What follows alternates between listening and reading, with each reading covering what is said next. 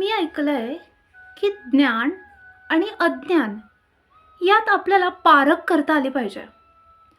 मग अज्ञानी माणसं कोण? तर आजूबाजूला एक नजर फिरवून बघा.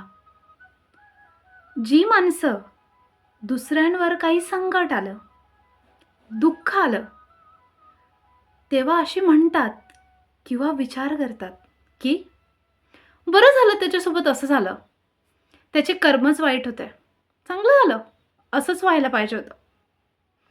म्हणजे दुसऱ्याच्या संकटात आपण जर त्याची खिल्ली उडवत असू, त्याच्या संकटात दया आणि करुणा याऐवजी जर आपण मस्करी करत असू ना, तर हे सर्वात मोठं आणि सर्वात प्रगल्भ असं अज्ञान आहे.